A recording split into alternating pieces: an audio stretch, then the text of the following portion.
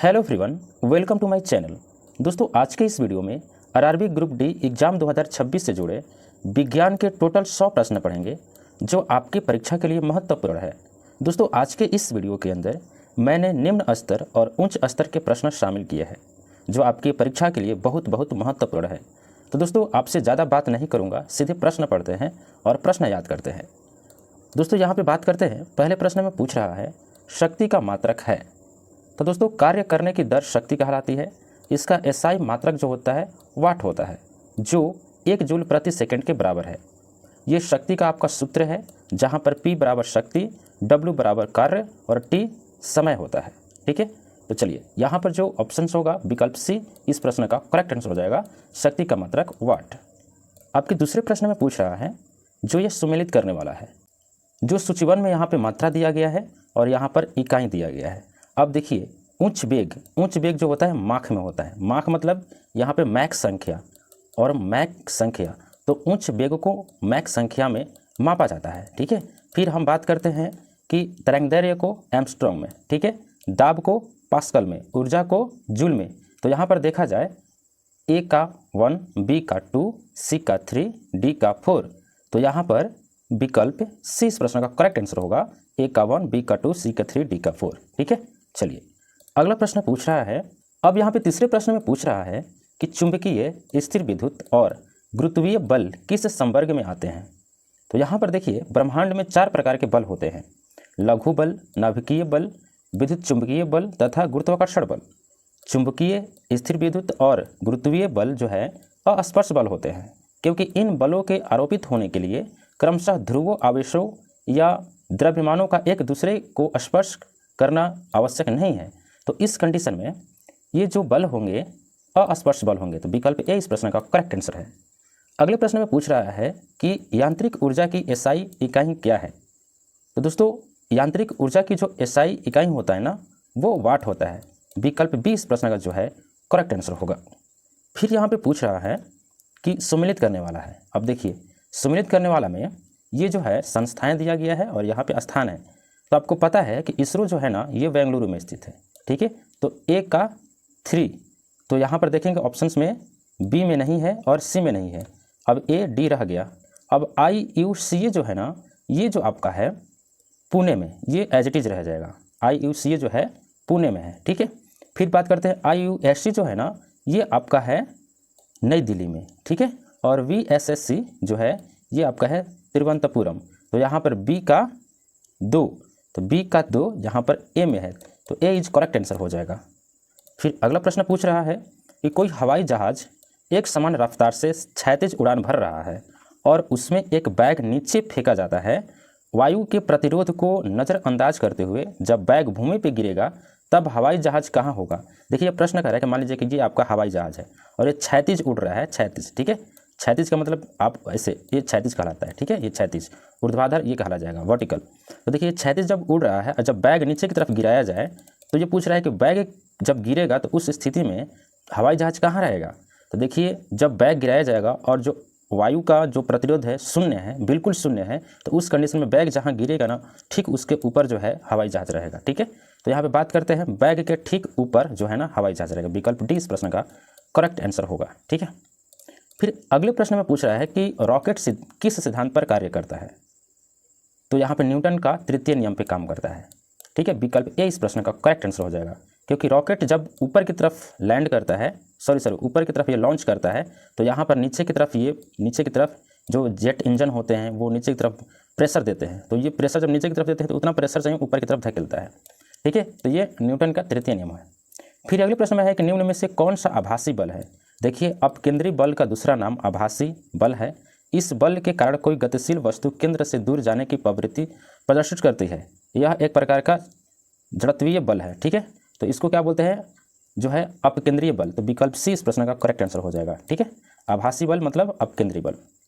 अब अगले प्रश्न में पूछ रहा है कि एक ऊंची इमारत से गेंद 9.8 मीटर प्रति सेकंड स्क्वायर के एक समान त्वरण के साथ गिराई जाती है। 3 सेकंड बाद उसका वेग क्या होगा। देखिए, वेग पूछ रहा है, यानी कि वी पूछ रहा है, तो वी बराबर होता है U प्लस GT। ठीक है, तो यहाँ पे देखिए U क्या है, तो प्रारंभिक जो होता है बिंदु होता है, तो ये 0 हो जाएगा। GT कितना है, तो 9.8 है, और टी कितना है तो 3 सेकेंड है। हम इसका गुणा कराएंगे तो ये हो जाएगा 27 और कुछ जुड़ेगा 24, तो यहाँ पे 2 और बढ़ जाएगा तो 29.4 हो जाएगा। तो विकल्प जो है सी इस प्रश्न का करेक्ट आंसर होगा। विकल्प सी करेक्ट आंसर है 29.4 मीटर प्रति सेकंड। ठीक है, ओके। अब अगले प्रश्न में पूछ रहा है कि एक लकड़ी के टुकड़े को पानी के नीचे पकड़कर रखने पर उस पर कितना उत्प्लावन बल लगेगा।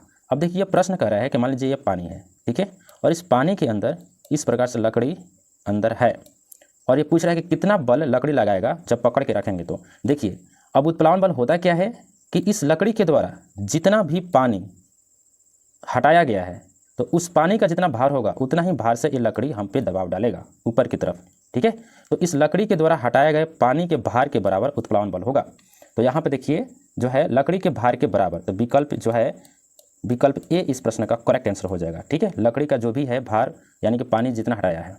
अगले प्रश्न में यहाँ पे पूछा गया है, अब अगले प्रश्न में पूछ रहा है कि पृथ्वी पर शरीर का अधिकतम भार कहाँ होता है। देखिए पृथ्वी पर या किसी भी वस्तु का भार अधिकतम वहाँ होगा जब उत्तरी से दक्षिणी ध्रुव की तरफ बढ़ेंगे। ठीक है, तो विकल्प बी इस प्रश्न का करेक्ट आंसर हो जाएगा। अब बात करते हैं कि पृथ्वी पर भार का मान जी पर आधारित होता है। ठीक है, और जी का मान जानते हैं आप कि ध्रुव की ओर ज़्यादा होता है, दक्षिणी ध्रुव की ओर जाएंगे तो ज़्यादा होगा। ठीक है, देखिए जी का मान बढ़ने पर भार बढ़ता है तथा जी का मान घटने पर भार का मान घटता है, मतलब जी का मान घटता है।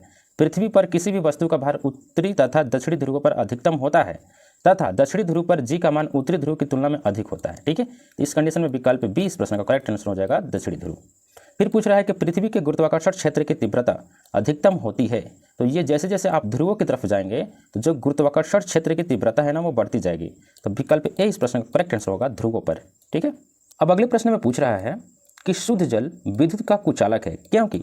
अब देखिए शुद्ध जल विद्युत का कुचालक इसलिए होता है कि जब किसी भी पदार्थ के अंदर आयन अगर होंगे आयन, तब जाकर वह पदार्थ या वह द्रव्य विद्युत का सुचालक होगा, आयन होंगे तब।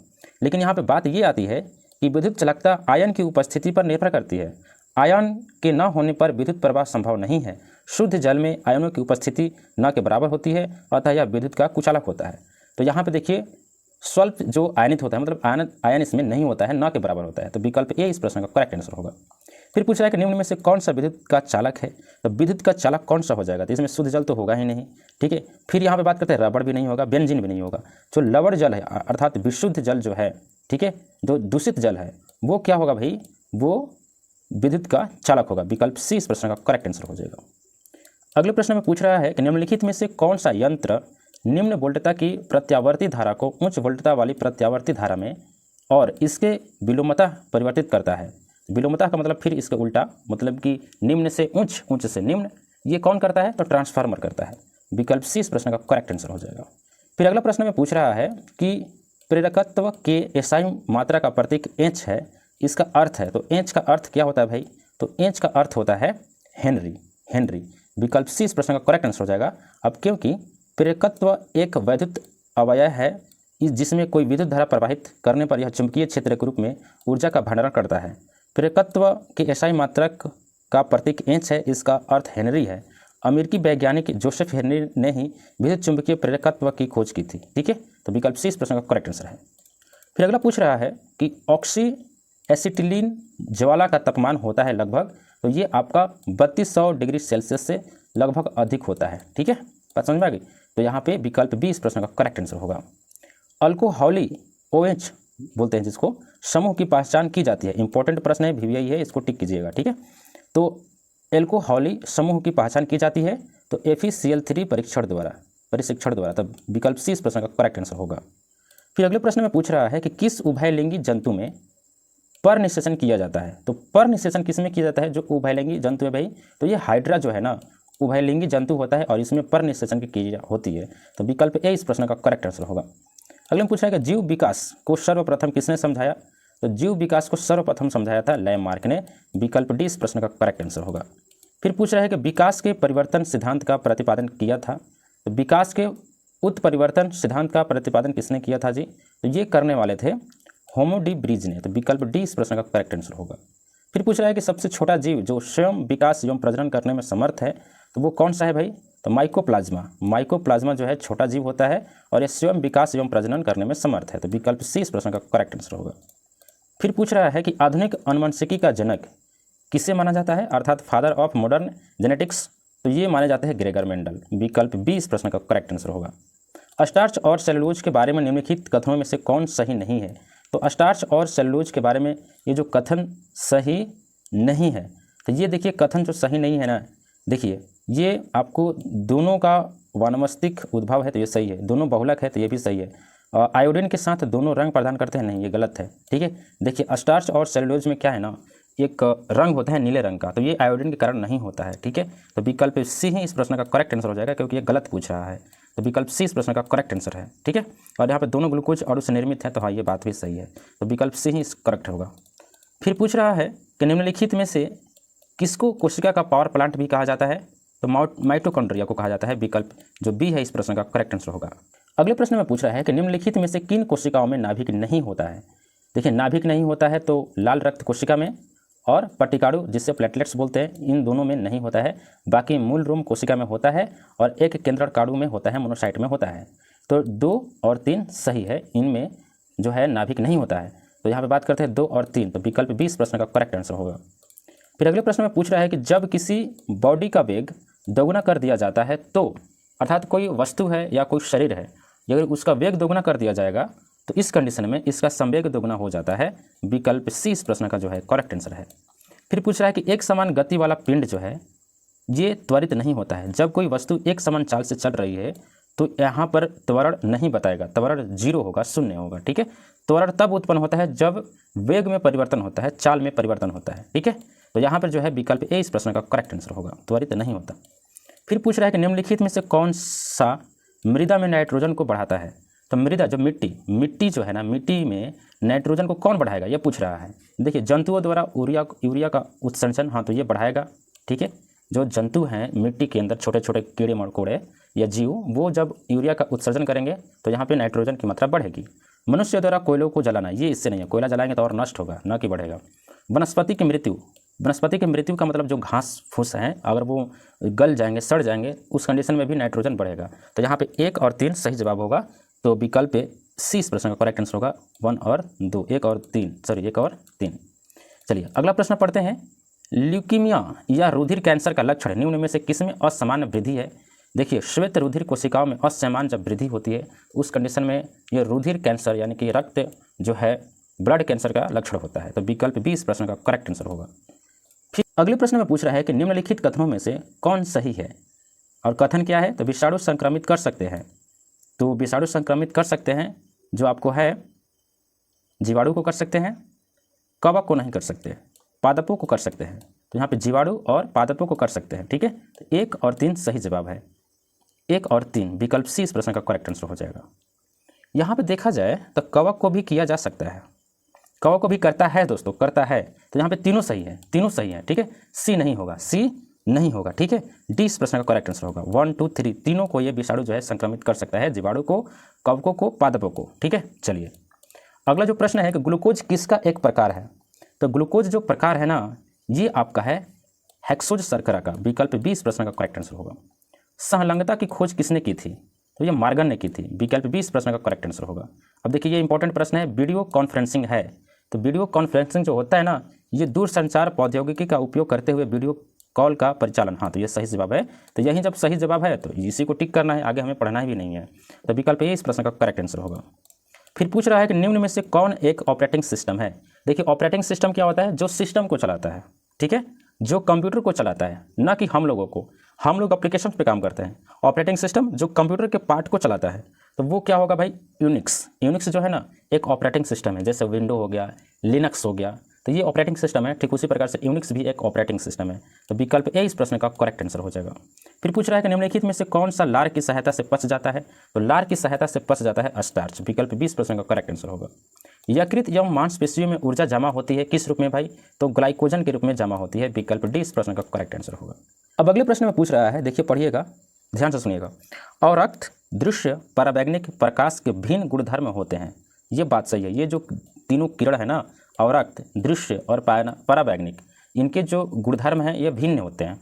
और पूछ रहा है कि इन विकिरणों या प्रकाश के संबंध में निम्नलिखित में से कौन सा कथन सही नहीं है, ये पूछ रहा है। ठीक है, चलिए कथन पहला है कि पराबैंगनिक किरण की तुलना में अवरक्त का तरंगदैर्घ्य अधिक होता है। तो हाँ, अवरक्त का अधिक होता है परावैंगनिक की तुलना में। तो विकल्प ए तो सही जवाब है। ठीक है। दृश्य प्रकाश की तुलना में परावैंगनिक का तरंगदैर्घ्य छोटा होता है। दो, परावैंगनिक का तरंग जो होगा ना वो छोटा होगा किसके तुलना में? दृश्य प्रकाश की तुलना में। ठीक है, तो ये बात भी सही है। ठीक है। अवरक्त प्रकाश की तुलना में दृश्य प्रकाश की फोटोन ऊर्जा अधिक होती है। नहीं, अधिक नहीं होती है। इसमें सबसे अधिक होता है अवरक्त का। ठीक है, तो अवरक्त सबसे अधिक होता है, फिर उसके बाद में दृश्य, फिर उसके बाद में परावैंगनिक। ठीक है, तो यहाँ पे देखा जाए यही जो है गलत है। ठीक है, यही जो है गलत है कि अवरक्त प्रकाश की तुलना में दृश्य प्रकाश की फोटोन जो होता है कम होता है। ठीक है, ऊर्जा कम होती है, लेकिन यहाँ पर अधिक दिया है, इसका मतलब गलत है। तो ये करेक्ट आंसर हो जाएगा सी, प्रश्न के अनुसार। ठीक है, अगला पढ़ लेते हैं कि दृश्य प्रकाश की तुलना में परावैंगनिक की फोटोन ऊर्जा कम होती है। तो हाँ, ये बात सही है। पहले क्या होता है? अवरक्त, फिर उसके बाद दृश्य प्रकाश की तुलना में परावैंगनिक की फोटोन कम होती है। तो हाँ, सही बात है, सबसे कम परावैंगनिक का ही होता है। ठीक है, तो विकल्प सी इस प्रश्न का करेक्ट आंसर हो जाएगा प्रश्नानुसार। अगले यहाँ पे देखते हैं। देखिए दोस्तों, इस वीडियो में इतना ही है और इतना ही प्रश्न मैंने रखा और बाकी का प्रश्न अगले वीडियो में पढ़ेंगे। ठीक है, तो दोस्तों उम्मीद करता हूँ कि ये वीडियो आपको पसंद आए होंगे। वीडियो पसंद आया तो वीडियो को लाइक कीजिएगा और प्लीज़ लाइक कीजिएगा मेहनत के लिए, और चैनल पर पहली बार है चैनल को सब्सक्राइब कीजिए। मिलते हैं अगले वीडियो में। बहुत बहुत धन्यवाद।